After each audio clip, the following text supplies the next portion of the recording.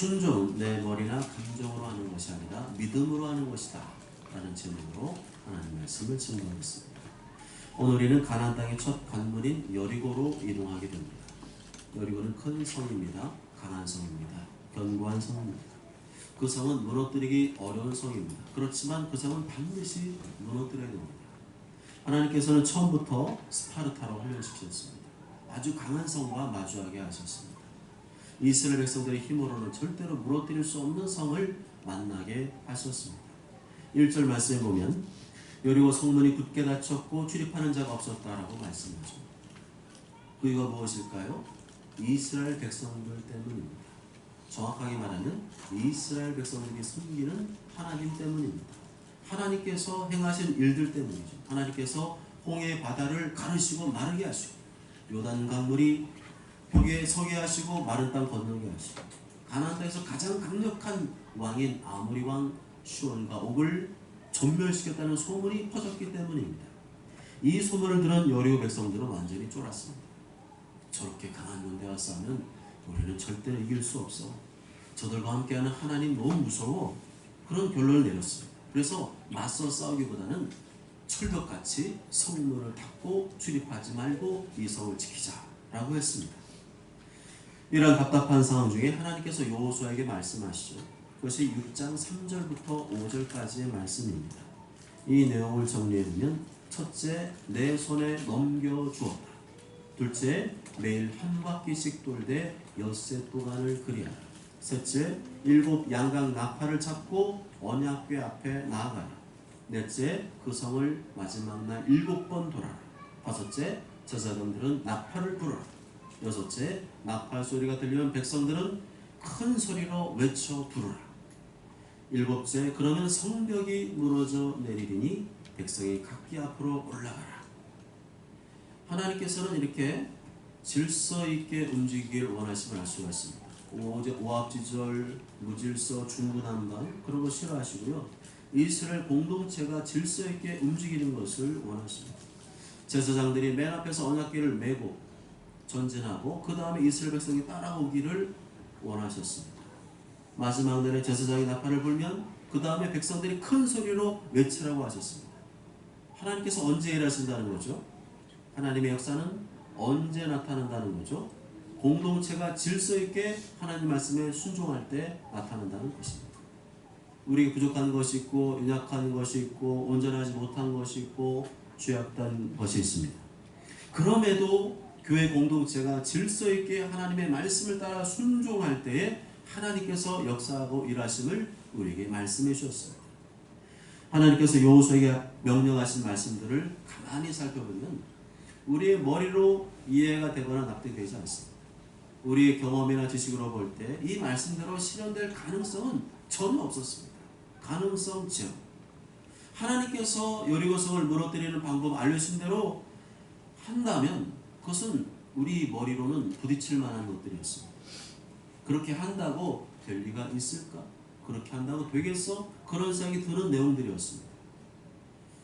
하나님께서 이런 걸 모르고 말씀하셨을까요? 아시고 말씀하셨죠. 이 방법 알려주면 이스라엘 백성들이 머리로 이해가 안 될 것이고 납득이 안 될 것이고 실현 가능성이 없다고 생각할 줄 아셨습니다. 그런데 하나님께서는 왜 그런 명령을 내리셨을까요? 이스라엘 백성들에게 뭘 원하신 걸까요? 인간의 머리로 계산하고 판단하는 습관을 버리고 오직 하나님 말씀 믿고 순종하기를 원하셨던 것입니다. 하나님께서는 일부러 이스라엘 백성들이 이해가 안 되고 납득이 안 되는 방법들만 골라서 말씀하셨습니다. 그 명령을 들으면 그래가지고 될까? 그래서 되겠어? 그건 말도 안 되는 소리야 라고 생각이 들 만한 것들만 골라서 명령하셨어요. 하나님께서 뭘 원하신 거죠? 하나님께 대한 믿음, 하나님 말씀에 대한 믿음을 원하신 것입니다. 그 어떤 말씀이라도 이해가 안 되고 납득이 안 되고 감정이 안 내켜도 그것이 하나님 말씀인 줄 믿고 믿음으로 반응하고 믿음으로 순종하기를 원하셨습니다. 여러분 앞에 문제가 있습니까? 힘든 문제, 어려운 문제, 까다로운 문제, 불가능해 보이는 문제, 여리고성과 같이 크고 견고한 성읍 같은 문제가 있습니까? 그 문제를 무너뜨리는 방법이 무엇이라고 말씀하죠? 하나님의 말씀을 믿고 순종할 때 무너진다는 것입니다. 도저히 무너질 것 같지 않았던 크고 견고한 여리선과 같은 여러분의 문제도 단번에 와르르 무너질 수 있음을 말씀하셨습니다. 핵심은 무엇입니까? 믿음으로 순종하는 것입니다. 하나님 믿고 순종하라. 하나님 말씀 믿고 순종하라. 다시 말하면 신앙생활은 머리로 하는 것이 아니라 믿음으로 하는 것임을 말씀해주고 있습니다. 우리가 지난 2023년 9월 18일부터 22일까지 4박 5일 동안 일본 오사카에 가서 일본 선교 수양회를 가졌습니다. 그때 제가 처음 말씀드리는 부분이 있는데요. 그것은 우리가 하는 것은 대단한 게 없다. 우리가 무슨 일본 음식을 배워서 만들어 대접하는 게 아니고 평소 우리가 먹던 한국 음식, 잔치 음식 만들어서 일본 분들과 함께 나눠 먹으면 된다. 그게 끝이다. 그렇게 말씀드렸죠. 그때 여러분은 어떤 생각이 드셨나요? 그거 가지고 되겠어? 그런다고 되겠어? 전 부치고 김치 준비하고 잔치 음식 몇 가지 더 준비한다고 해서 그거 가지고 되겠어? 그런다고 돼? 그런 생각 안 드셨습니까? 일본 사람들은 전도하기가 매우 어려운 사람들입니다. 800만 개의 우상을 800만 개의 신을 섬기는 사람들입니다. 태어날 때는 신사에 가고 결혼할 때는 교회에 가고 죽을 때는 절에 갑니다. 다 신교예요. 하나님이라고 하는 절대적이고 유일한 신을 믿기가 매우 어려운 구조를 가진 사람들입니다. 저는 그래서 우리 성도님들이 일본 선교했다는 것의 의미를 두려고 했습니다. 일본은 원래 전도가 안 되는 것이기 때문에 결과와 상관없이 하나님 말씀대로 순종하자. 하나님 기뻐하시는 일을 하자. 가까운 일본의 영혼들을 섬기자. 그냥 그랬던 겁니다. 그런데 우리가 일본 선교 수행을 갔다 온 다음에 하나님께서 놀랍게 일하셨죠. 그 좁은 공간에 30명이 넘는 일본인이 와서 예배를 드리는 장면을 저에게 보내주셨습니다. 그전에는 10명도 채 안 되었는데 우리가 가서 별거 한 것도 없는데 그 다음에 놀라운 기적과 같은 역사가 벌어졌습니다. 그 교회는 교회 건물이 있는 것도 아니죠. 가정집을 개조해서 넓은 거실을 개방해서 예배를 드리는 것일 뿐인데 아무런 매력도 없습니다. 그런데 거기에 그렇게 많은 일본인이 와서 예배를 드렸다는 것은 어떻게 설명할 수 있을까요? 기적이죠. 하나님께서 그렇게 일하신다는 거죠. 이런다고 되겠어? 이렇게 해서 되겠어? 그 정도 가지고 되겠어? 했는데 그것과 상관없이 우리의 믿음과 순종을 통해 일하심을 알 수 있습니다. 일본 사람에게 뭐 음식을 대접하든지 뭘 어떻게 섬기든지 중요한 것은 뭐예요? 다 영혼 구원하자고 한 일입니다. 다 복음을 전하자고 한 일이었습니다. 그게 중요한 거죠. 하나님의 말씀에 우리가 순종해서 나간 것입니다. 아무것도 안 한 것 같고 별거 한 것도 없는 것 같지만 우리가 그렇게 순종했더니 하나님께서 일을 하셨고 하나님께서 귀한 영혼들을 보내주신 것입니다. 이게 중요하죠. 내가 뭘 하고 어떻게 했느냐보다 더 중요한 것은 믿음으로 순종하는 것인 줄 믿습니다. 내가 하는 수고하심이 별거 아닌 것 같고 이런다고 뭐 교회에 도움이 되겠어? 이런다고 주님 나라 복음에 도움이 되겠어? 하다 할지라도 내가 볼 때 허접하고 부족하다 할지라도 믿음으로 순종하면 하나님께서 일하신 줄 믿습니다. 결국 하나님께 대한 순종은 뭐로 하는 거죠? 머리로 하는 게 아니라 믿음으로 하는 거예요. 잘나고 똑똑한 육으로 하는 게 아니고 영으로 하는 것입니다. 순종은 머리로 따지고 계산해서 하는 것이 아니죠. 감정으로 하는 것도 아닙니다. 머리로 계산이 안 되고 납득이 안 되고 동의가 안 되는데 순종이 될까요? 감정이 내키지 않는데 순종이 될까요? 그 순종은 육으로 하는 게 아니고 영으로 하는 것입니다. 머리나 감정으로 하는 것이 아니고 영으로 하는 것입니다. 영으로 한다는 말은 믿음으로 하는 것입니다. 나는 불안하고 두렵고 염려가 많아요. 그래서 못하겠어요. 이게 무슨 말이죠? 내 머리와 감정의 지배를 받고 있다는 거죠. 하나님의 말씀에 지배받는 게 아니고 난 두려워요, 불안해요, 나는 염려가 많아요. 그래서 못할 것 같아요. 이거는 전부 다 뭐예요? 자기 머리 감정에 지배받고 있는 거죠. 그러니까 순종이 안 됩니다. 다시 말하면 그 사람은 영적인 사람이 아니라는 거죠. 우린 영적인 사람이 되어야 합니다. 영적으로 훈련되고 단련이 되어야 합니다.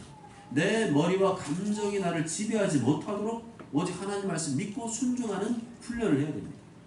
영적인 사람은 내 머리 계산으로 판단하지 않습니다. 그렇게 말하지 않습니다. 감정 따라서 판단하고 말하지 않습니다.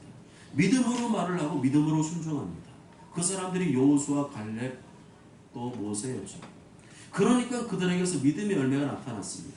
그런 사람이 바로 영적인 사람이고 믿음의 사람인 줄 믿습니다.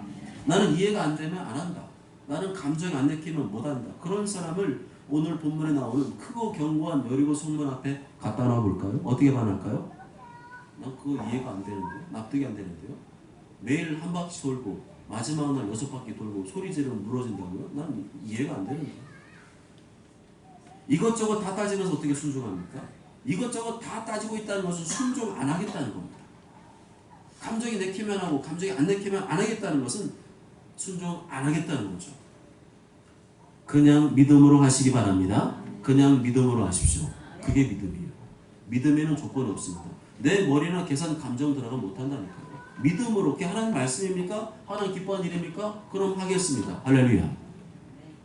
그것이 하나님 기뻐하신 일이라면, 하나님 원하신 일이라면 그냥 믿음으로 순종하시기 바랍니다. 그냥 믿음으로 순종할 때 크고 견고한 여리고성이 와르르 무너진 줄 믿습니다.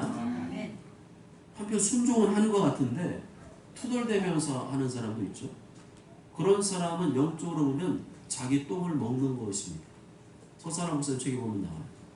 투덜대면서 순종하는 사람, 겉으로 볼 때는 순종하는 것 같지만 그 사람은 영적으로 주님 볼 때는 어떤 사람이에요? 자기 똥을 먹고 있대요. 순종은 하는데 투덜대면서 하고 원망불평하면서 하는 것은 영적으로 보면 순종이 아니고 순종이 아닙니다. 자기 똥을 먹고 있는 거죠. 그러고 자기는 뭐라고 말할 거나 순종했다고 그러겠죠. 투덜댔지만 했잖아요. 원망불평했지만 했잖아요. 그렇지만 투덜댔다 원망불평했다 주님 볼 때는 자기 똥을 먹은 것입니다. 그런 순종 하나님께서 인정해 주실까요? 그러고도 하나님 일하시기를 기대하십니까? 그러고도 하나님께서 복 주실 것을 기대하십니까? 착각이죠. 자기 신념입니다. 투덜대면서 순종하고 얼굴 찡그리면서 순종하는 것은 하나님 볼 때는 자기 똥을 먹고 있는 것일 뿐이지 순종하는 것이 아님을 분명히 기억하십니다. 그래서 아무 일도 안 생기는 거죠. 원망불평하고 남 탓하고 투덜대면서 하는 모든 순종은 하나님께서 카운트 안 하십니다. 투덜대면서 원망불평해서 이 성전에 와서 예배 드린다고 하나님 그 예배를 받으실까요? 카운트 해줄까요? 안 하십니다. 하나님은 크고 위대하신 분입니다.